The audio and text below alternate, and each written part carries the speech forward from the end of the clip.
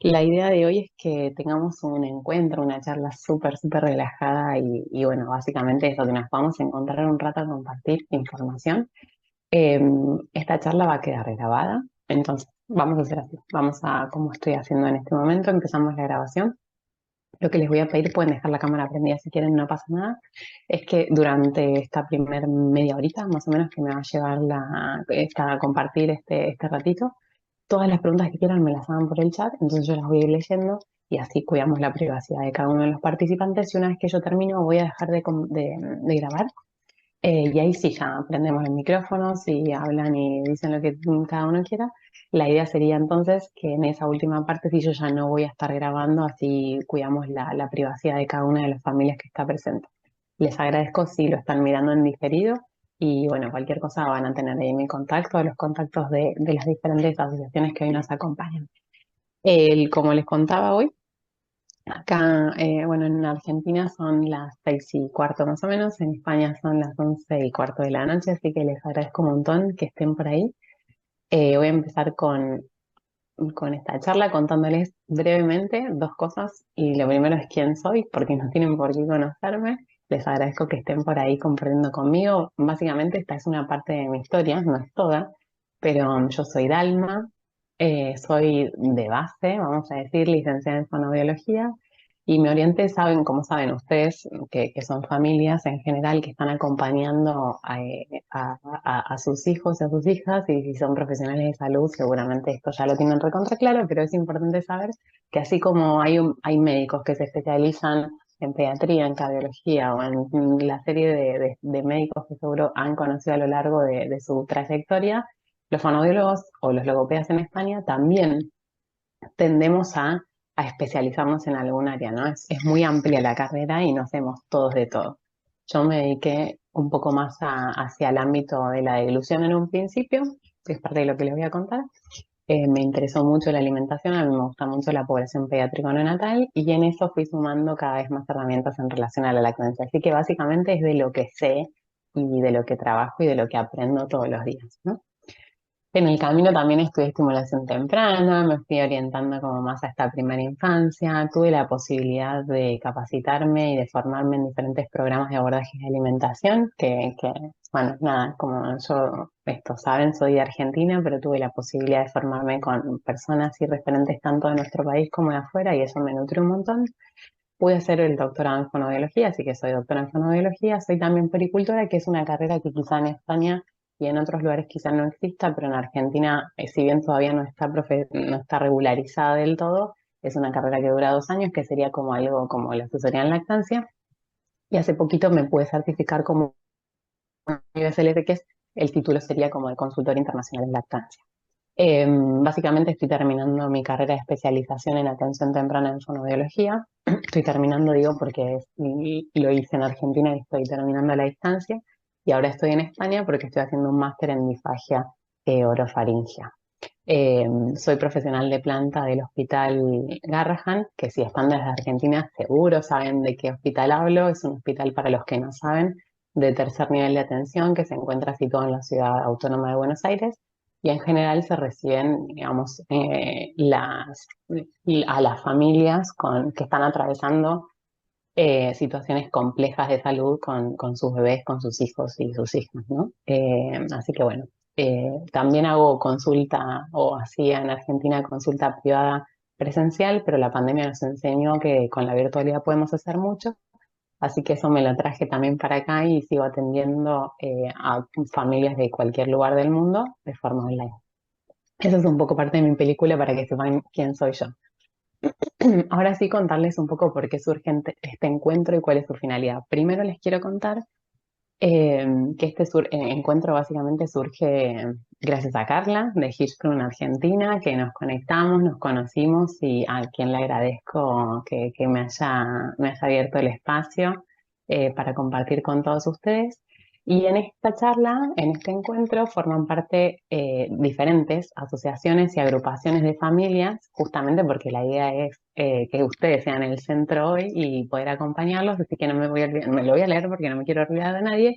Entonces, como les dije, participan de esta charla Hirschsprung Argentina, AMAR, que es la Asociación de Padres de Niños con Malformación Anorrectal de Argentina, ATEAR, que es Atresia de Esófago Argentina, AMARE, Asociación Española de Niños con Malformación Anorrectal y Hirschsprung, de acá de España, claro, uniendo la atresia de esófago de España, que es un grupo de familias, y el síndrome 22q11, que tiene que ver más con el síndrome de George, ¿no? Que ahí entiendo, no le pregunté a Carla, pero que son de Argentina.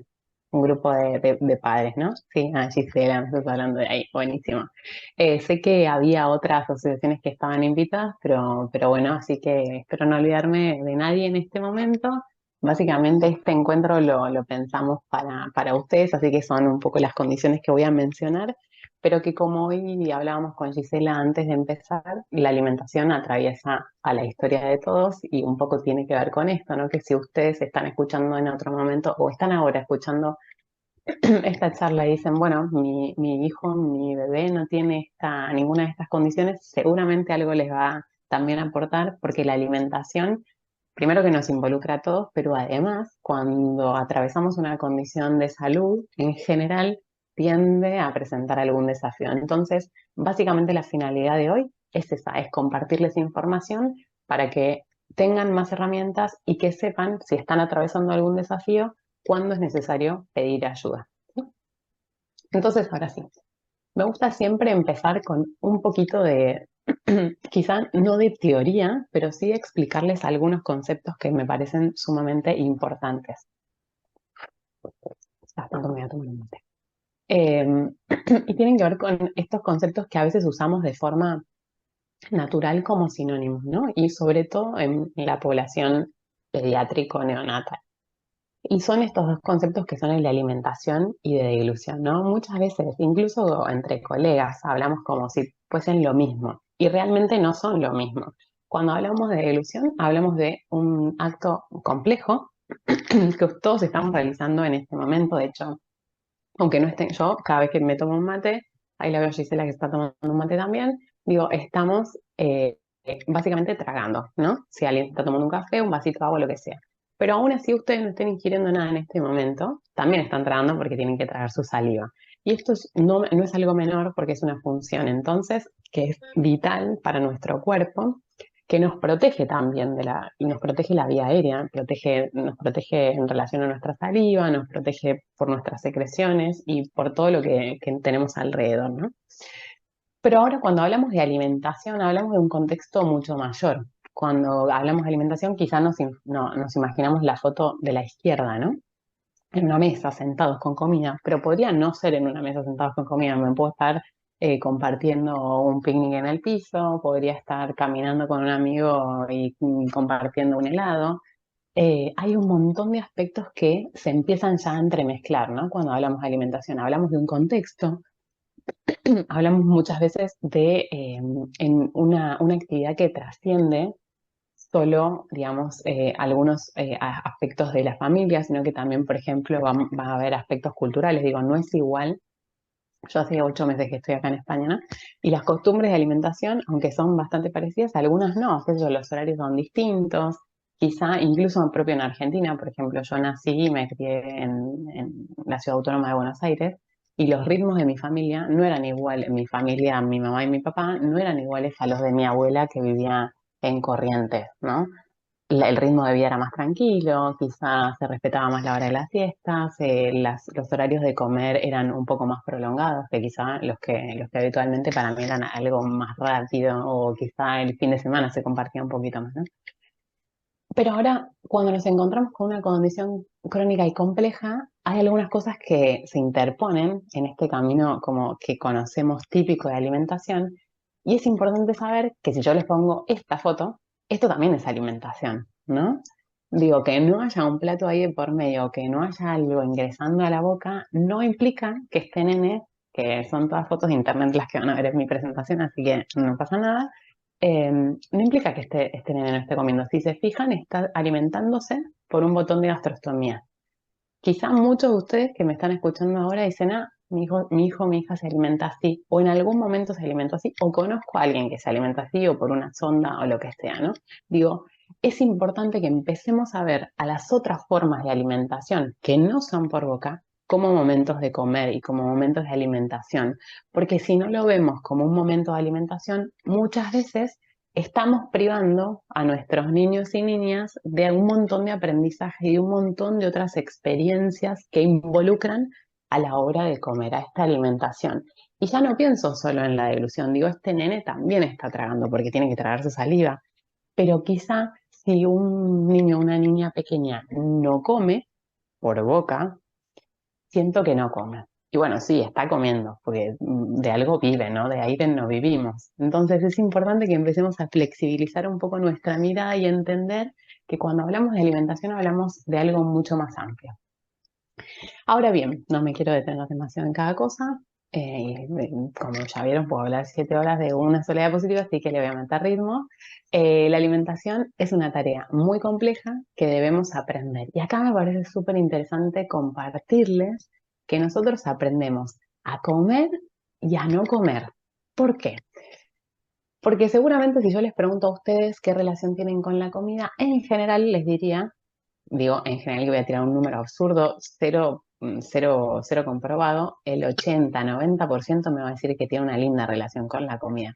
Digo 80-90 porque habrá quienes me digan, yo igual no disfruto tanto comer o mi relación con la comida es un poco, eh, digamos, no es una situación de amor. Entonces, también está ahí y es parte de la historia, ¿no? Pero en la gran mayoría me van a decir que disfrutan la hora de comer. Ahora, nos parece raro cuando alguien no lo disfruta. Y cuando nos encontramos con un hijo que no quiere comer o que tiene problemas para comer y que la hora de comer es un desafío, nos sentimos raros porque es una actividad tan básica nuestra y que nos atraviesa todo el día que es una cosa extraña. Entonces sí los quiero invitar y les voy a contar en estas siguientes diapositivas porque también es importante entender que aprendemos a no comer. Porque yo cuando fui bebé tuve una experiencia en particular, igual mi experiencia tampoco fue perfecta y no les voy a explicar mis problemas de alimentación como buena prematura que fui, pero la realidad es que en los primeros años de vida marcan un poco nuestra experiencia en relación a la alimentación, ¿no? Entonces el rol de la experiencia es clave, pero claramente todos los que hoy podemos disfrutar esto de un mate, de un café, de una comida, o que, no sé, en Argentina es muy frecuente, ¿no? Yo me junto con amigos, me junto para una reunión de trabajo y en general pensamos, bueno, ¿qué llevo para comer? ¿No?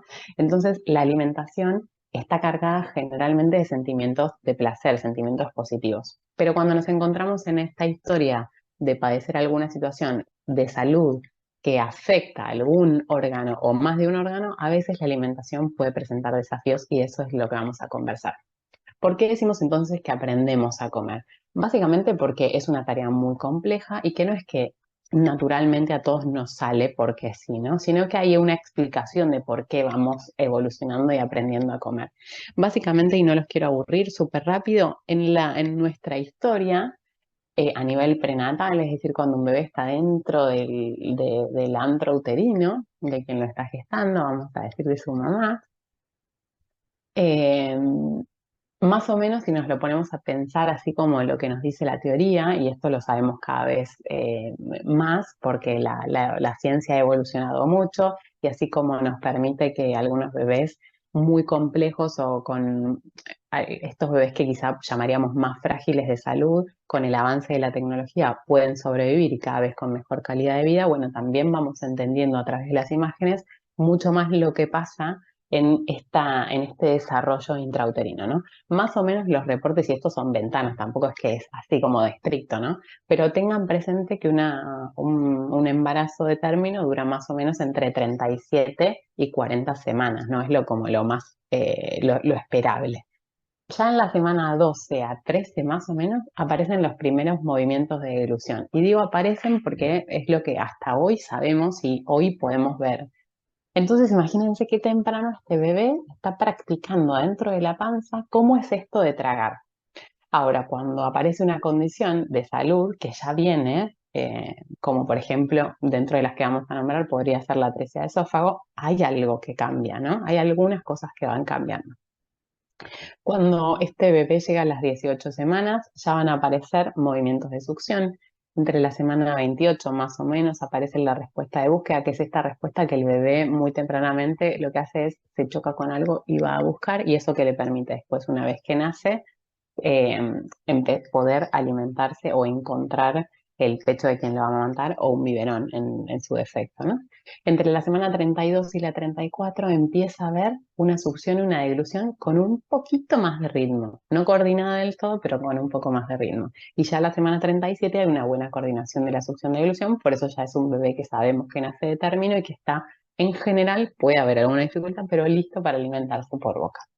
Ahora bien, cuando tenemos un bebé recién nacido, está cargado de una serie de reflejos y cuando decimos reflejos a veces parece como que es algo menor y es algo muy importante, ¿no? Estos reflejos que no los voy a nombrar, pero son un montón y que le permiten al bebé, estaba casi que les diría, a mí me encanta pensarlo, porque me lo dijeron cuando estaba embarazada, casi que como en un 5 estrellas, ¿no? Una pulserita en el que no le faltaba nada, se alimentaba, estaba divino, pasándola bien, en el líquido amniótico, no había gravedad, no había que sufrir demasiado, pero un bebé cuando nace y tiene que enfrentarse con la demanda del mundo, ya hay gravedad, hay sonidos que no están amortiguados, hay luz, bueno, es un mundo muy diferente a estar adentro de la panza, ¿no? Pero ¿qué pasa? Ahora tenemos un montón de reflejos que nos permiten de a poquito en relación y ir conociendo con el ambiente cómo es esto de alimentarse. Ya no tengo la placenta que me alimenta, pero tengo que empezar a darme cuenta cómo hacer para pedir, tengo que llorar para que un ser humano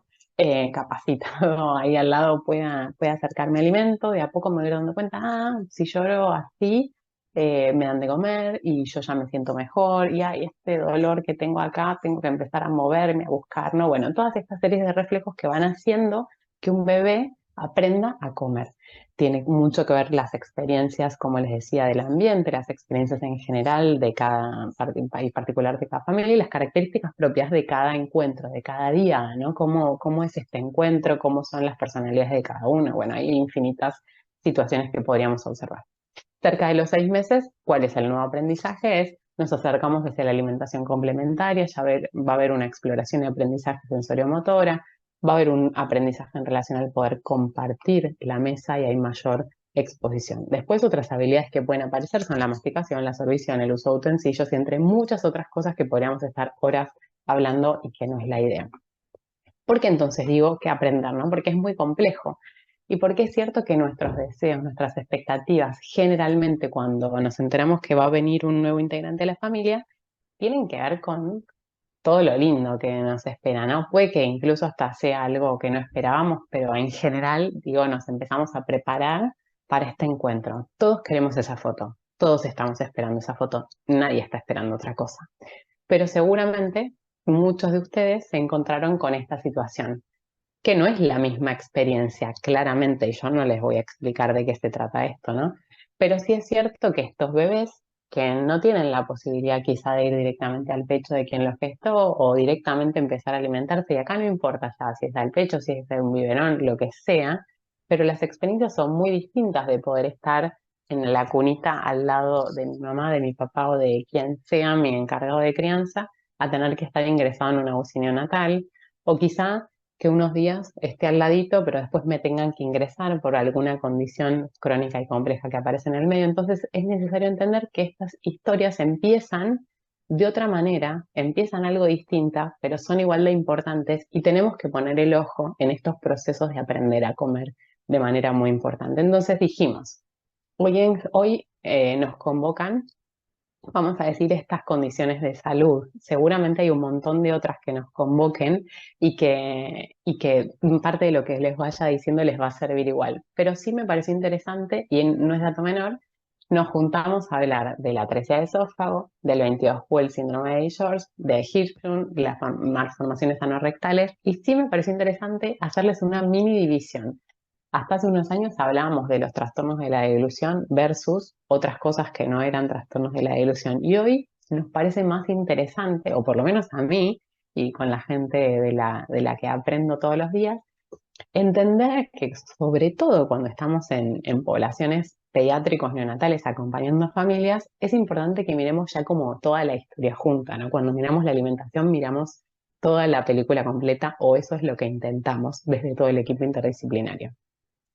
¿Y por qué digo? Porque quizás si yo me pongo más estricta, podría decir que dentro de las condiciones que tienen más que ver con la atresia de esófago y el 22Q, bueno, como tienen alguna posible alteración en estas fases de la deglución, que podrían ser tres, que veo que alguien me da la mano, la fase oral, la fase faríngea y la fase esofágica, que son clásicamente las que nombramos. Sabemos que, por ejemplo, en la atresia de esófago, es una obviedad lo que digo, hay una alteración en el esófago, una de las, sería la última fase de la deglución. Si una de las fases de la deglución se altera, el resto se puede alterar y pueden necesitar de ayuda y de asistencia.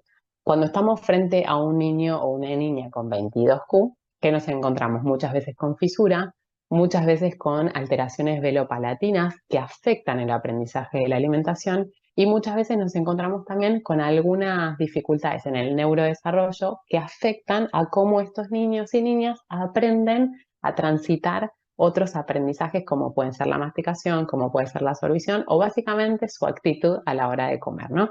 Ahí entonces entraríamos sí ya quizá a mirar un poco más aspectos de la deglución y de toda la alimentación en general.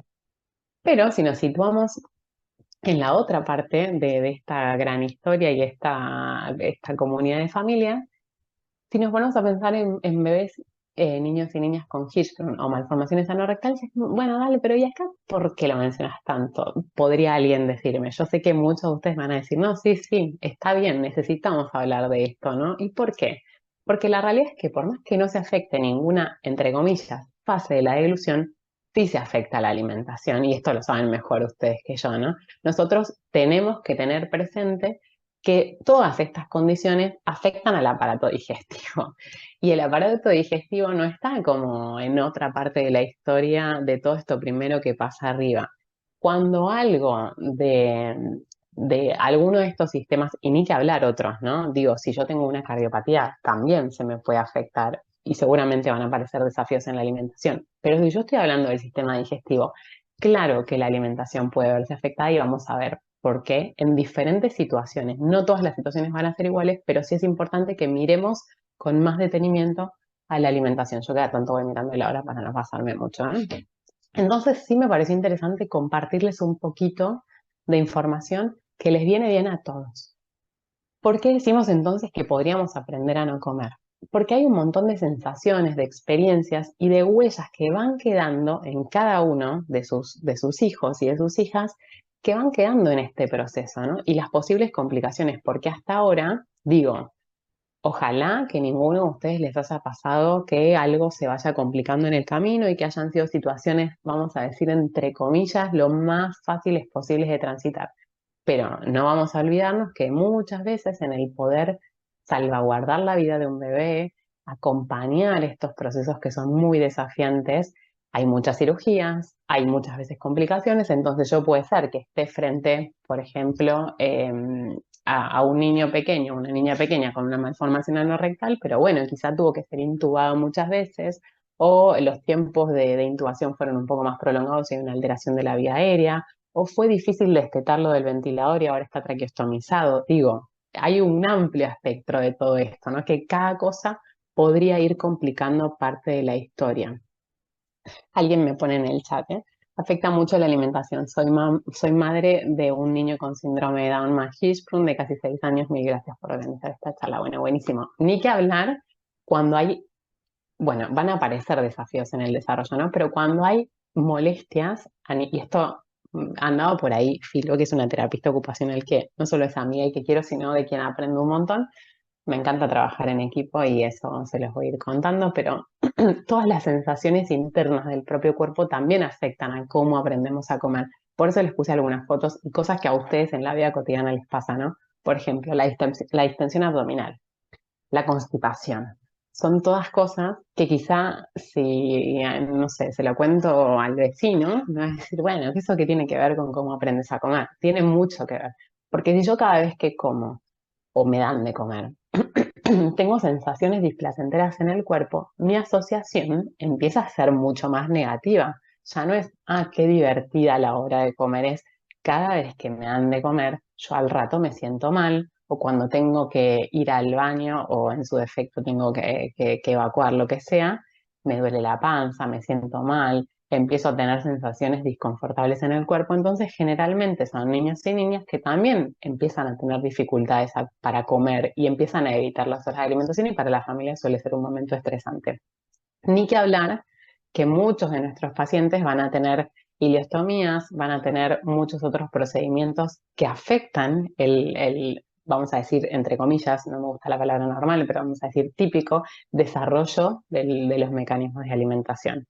Sabemos también que muchos de nuestros pacientes van a necesitar vías alternativas de alimentación, como puede ser una sonda nasogástrica, pero también podrían ser el uso de parenterales, que sabemos que muchos de estos niños pequeños van a estar ayunados durante mucho tiempo, muchos otros quizá queden con un intestino corto.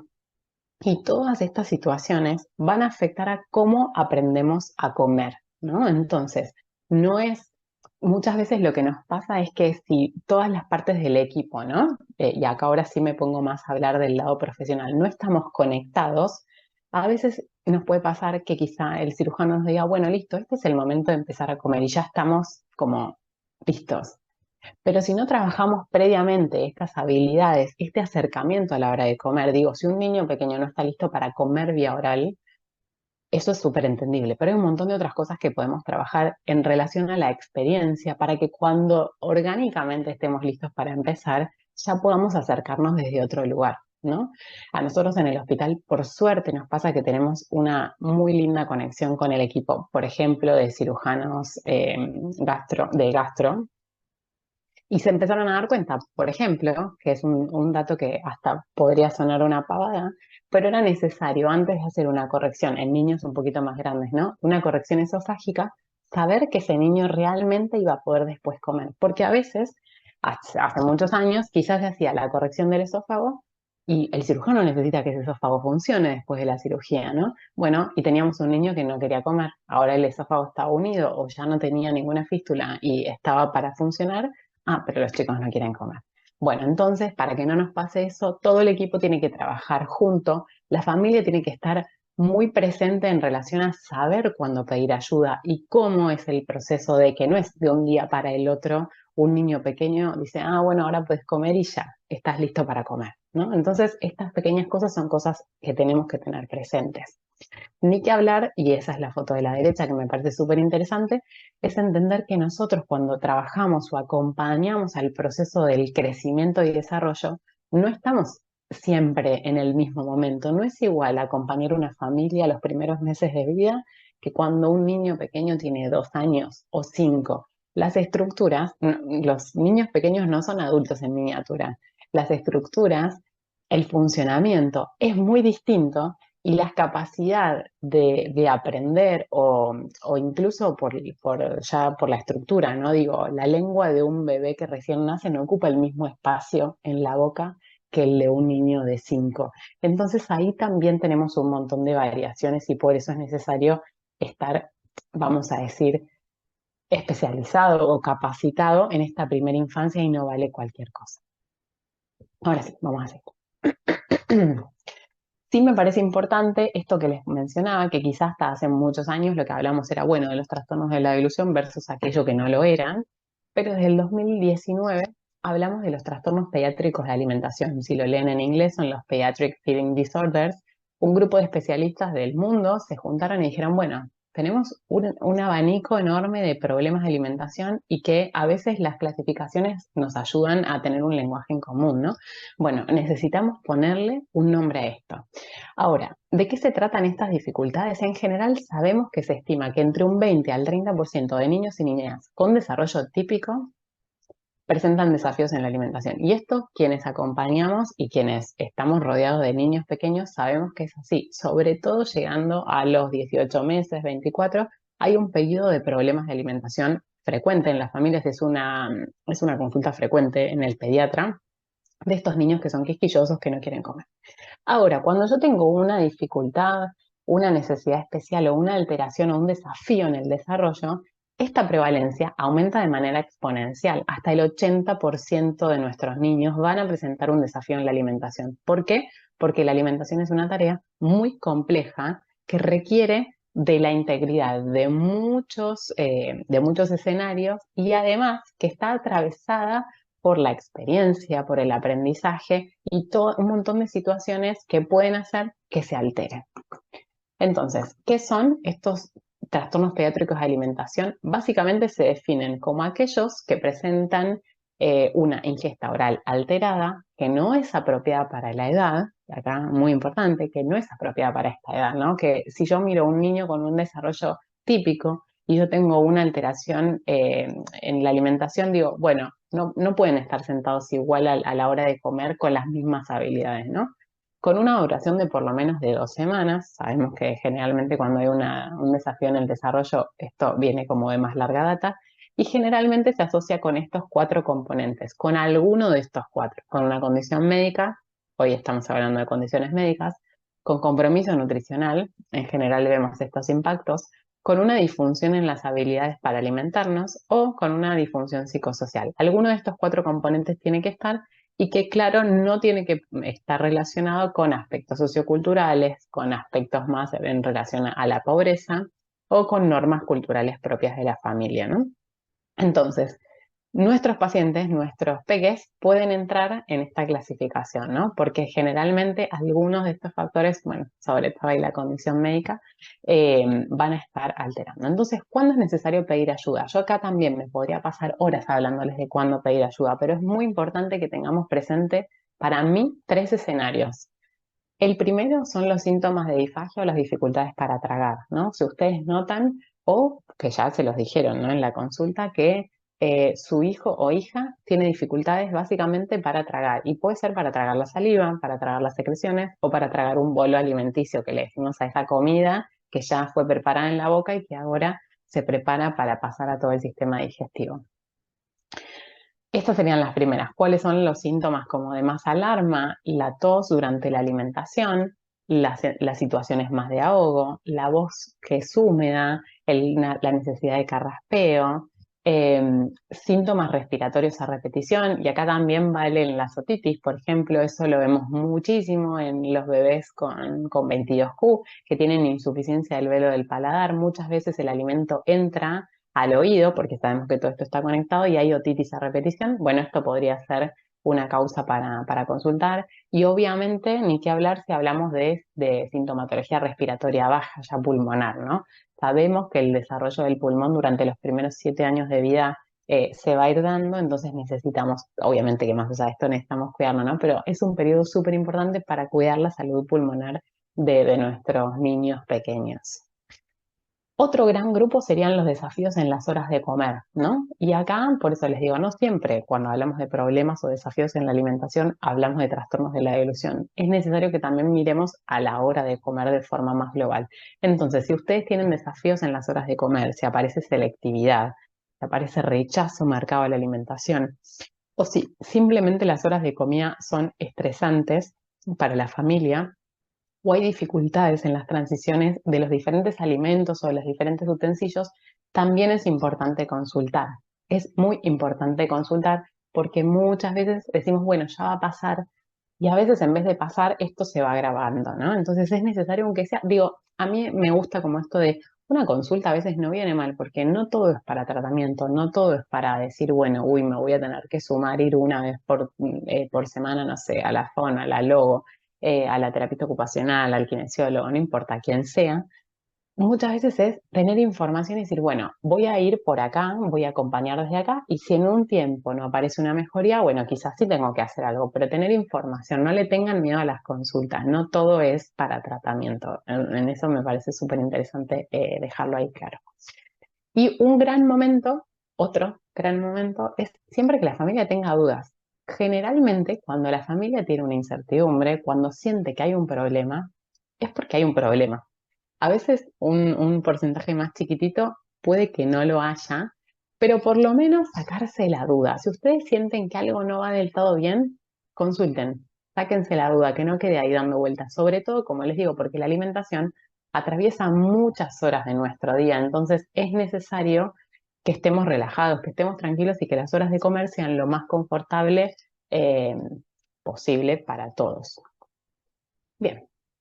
Ahora, ¿por qué hablamos de la interdisciplina? Y esto ya voy terminando y me pareció interesante compartirles algunos datos que me parecen como para tener presente.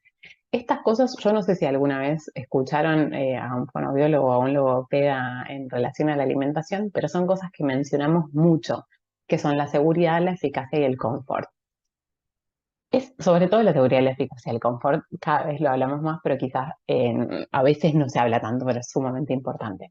Estos tres conceptos son tres conceptos medio clave, como la brújula que guían a nuestras intervenciones, ¿no? En relación a la seguridad, nos referimos a todo aquello que podría potencialmente poner en riesgo la salud a nivel pulmonar, vamos a decir, porque algo, y esto lo voy a decir lo más en criollo, lo más sencillo posible, es esa sensación cuando generalmente decimos, tragué algo y se me fue para el otro lado. Bueno, ese se me fue para el otro lado me puede pasar una vez cada tanto, cuando estoy muy cansada, pero cuando empieza a aparecer de manera recurrente o aparecen las complicaciones respiratorias, todos estas alteraciones en la seguridad nos dan un riesgo aumentado de padecer, por ejemplo, neumonías, ¿no? Y esto puede complicar mucho la salud de cualquier persona, pero ni que hablar de un niño pequeño con una condición crónica y compleja que ya no le queremos seguir sumando cosas, ¿no? Muchas veces tenemos ingresos, no importa el momento del año, y en general es con mocos, o nos encontramos en la consulta con niños pequeños que están como con ese ruido a moco todo el tiempo y decimos, ¿esto te parece normal? Y es que es de base, es normal, o sea, es algo que sucede todo el año. Bueno, estas situaciones son necesarias que las miremos para ver si realmente no hay un problema en la seguridad. Cuando hablamos de la eficacia nos referimos a que haya algunos aspectos que estén alterando la correcta o la normal nutrición e hidratación. En toda persona es importante, pero cuando hablamos de niños pequeños, estamos básicamente hablando del crecimiento y desarrollo de nuestros hijos. Entonces, que coman y que puedan nutrirse e hidratarse lo suficiente o lo necesario para todo un día y para cada día es sumamente importante. Entonces, por ejemplo, ¿qué puede pasar? Que yo tenga un niño pequeño que demore 2 horas en comer. Bueno, es algo importante a tener en cuenta porque hay algo que seguramente tengo que poder trabajar y mejorar, porque yo no puedo estar en una comida 2 horas. Imagínense lo que me llevaría en el día. Básicamente tendría que estar todo el día comiendo, ¿no?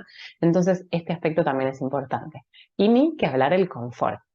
Cuando hablamos del confort, a veces como que nos queda como ahí medio que en último plano, ¿no? Pero para mí es el más importante y sobre todo, como decimos, cuando tenemos bebés o infantes que atraviesan experiencias de displacer. Cuando la alimentación no es una actividad confortable, alerta, tenemos que empezar a mirar. Algo nos está ahí quedando en el camino perdido. La alimentación siempre tiene que estar asociada al placer y si no es así, hay algo que necesitamos acompañar, mejorar o quizá cambiar, ¿no? Es una actividad que no tiene que ser una tortura, ¿no? Entonces es importante que pongamos sobre la mesa que estos aspectos de seguridad y eficacia son importantes, pero que el confort es prioritario. Ahora sí, otras situaciones que son muy importantes, la nutrición. Yo van a decir, sos fonoaudióloga, ¿de qué me estás hablando? Bueno, la realidad es que yo tengo la suerte de trabajar en equipo y he aprendido muchísimo de otros profesionales y sí considero que nosotros, desde fonoaudiología, por ejemplo, o de logopedia, tenemos que tener un montón de conceptos claros en relación a la nutrición de un paciente. ¿Por qué? Porque obviamente que trasciende a su historia, eso no alimenta nada. Entonces después, si yo quiero hacer quizá un cambio, por ejemplo, en una zona, mi conexión de internet es inestable, espero que me estén escuchando bien. Quiero hacer el traspaso de una sonda eh, a algo oral, bueno, cuando hago el registro calórico quizá no sirve de tanto, ¿no? Entonces es importante que estos conceptos los tengamos presentes o también en relación al crecimiento y al desarrollo, ¿no? A ver, tengo un mensaje por los dos, se escucha, se corta un segundo, súper. Seguimos entonces. Otro aspecto súper importante, y ya les juro que voy terminando, es el crecimiento y el desarrollo. Tener en cuenta que estamos en un momento clave, nunca en otro momento de nuestra vida vamos a estar creciendo y desarrollándonos tanto. Entonces, cuando hablamos de alimentación, tenemos que tenerlo presente y por eso el rol de la interdisciplina, que miremos mucho y que miremos todos. Otra cosa importante y a destacar que no me quería olvidar es la relación entre la estructura y la función. Los fonoaudiólogos nos encanta mirar esto.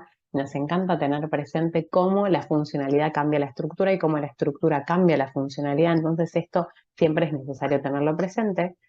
Por otro lado, tener en cuenta, y algo ahí como mega importante, es el cuerpo y la boca que trabajan en equipo. Hay una autora que habla sobre una sociedad a la hora de comer, ¿no? Entonces muchas veces a mí me consultan, de hecho esta semana me pasó con una familia por dificultades en la alimentación, ¿no? Y quizá uno lo que espera es, o lo que imagina, es que, bueno, en fonobiología nos vamos a centrar en lo que pasa en lo motor oral, ¿no? En la boca y ya. La realidad es que yo pregunto qué pasa con el cuerpo, porque si yo tengo un niño pequeño que tiene algún retraso en el desarrollo, o que le está costando, por ejemplo, sentarse, o que le está costando las transiciones, es lógico que tenga dificultades en las transiciones a la hora de comer, que le cueste lateralizar la lengua, porque lo que no hago con el cuerpo es muy difícil que lo haga con la boca. O por el contrario, quizá están apareciendo cosas en el cuerpo, pero no están mejorando cosas en la boca. O en otro escenario, cómo hacer para que mi niño, que quizá no está pudiendo sentarse solito todavía y no lo va a hacer por un tiempo, cómo hacer para empezar con una transición a la alimentación de forma segura. Bueno, todo esto es necesario tenerlo presente, pero sí tenemos que entender que el cuerpo y la boca trabajan de manera conjunta y por eso es tan importante tenerlo presente.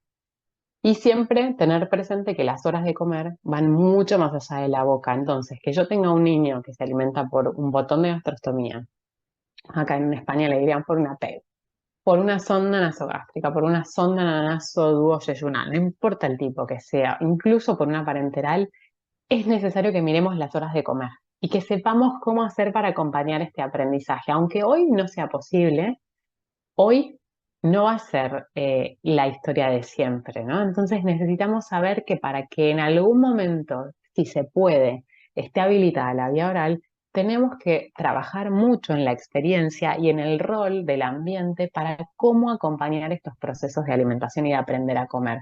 No vale con decir, bueno, ya en algún momento va a comer y listo. Tenemos que saber cómo acompañar estas situaciones. Y sí, algunos actores súper importantes les puse y seguramente me estoy olvidando de otros. ¿Por qué trabajamos todos en equipo? Porque cada uno sabe un poquito de algo y es importante que cada uno aporte su granito en relación a lo que sabe. Desde el pediatra, los cirujanos, desde fonoterapia ocupacional, psicología, kinesia, nutrición, otorrino, endoscopia y muchos otros más. Cada uno tiene una mirada específica sobre una parte del problema. Y todos nos tendremos que complementar y también decidir el momento de qué es priorizar cada cosa. Y obviamente que ustedes, la familia, como hoy hablaba antes de que empiece esta grabación, es parte fundamental. Ahora, ¿por qué? Porque la familia siempre es parte del equipo. No hay posibilidad de que ustedes no sean parte del equipo. Yo, de hecho, a veces, muchas veces es como, bueno, si la familia no puede ser parte del equipo porque no es el momento ahora, bueno, quizá no es momento ahora de trabajar la alimentación. La alimentación no la podemos trabajar sin la familia. De nada sirve que en una consulta virtual, en una consulta presencial o lo que sea, un niño pequeño coma, si eso después no se va a poder trasladar a la familia. Entonces, a mí de nada me sirve trabajar puertas cerradas y abrir la puerta y decirle, sí, sí, nos fue bien y chao, se terminó.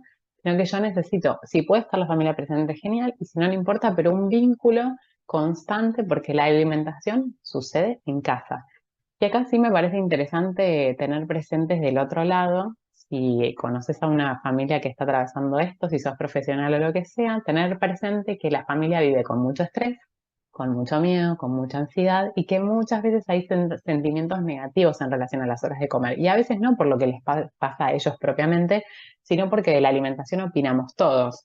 Y a veces también la mirada del otro, el vecino que opina, el verdulero, el barrendero, o a veces sin mala intención, la mirada del otro muchas veces afecta a cómo nosotros pensamos y vivimos la alimentación, ¿no? Pero es importante que sepan que son ustedes quienes más conocen a sus hijos. Entonces, si bien yo podré saber mucho, entre comillas, sobre deglución o alimentación, no sé de Juan, de María, de quien sea. Ustedes son los especialistas en sus hijos y ustedes son quienes más los conocen y por eso son parte esencial de este equipo. Entonces, súper importante tener presente que el conocimiento es la base para construir lazos y por eso me parece súper importante entender que nosotros, y digo nosotros desde este lado como profesional, pero yo también soy mamá, entonces también me encuentro desde otro lugar también entendiendo que tengo que ser parte del equipo. Entender que ustedes tienen que tener mucho conocimiento para poder ser parte cada vez más presente del equipo y también para saber cuándo y a dónde pedir ayuda cuando sea necesario. Y ahora acá le agradezco a Carla que me permitió compartirles un poquito del prólogo del cuento de León, que tiene Hirschsprung, que hace poquito lo presentaron desde la asociación, porque básicamente este prólogo, cuando lo leí, dije, parte de este prólogo es básicamente lo que hoy quería compartir con ustedes. Y me atrevo a leérselos con autorización.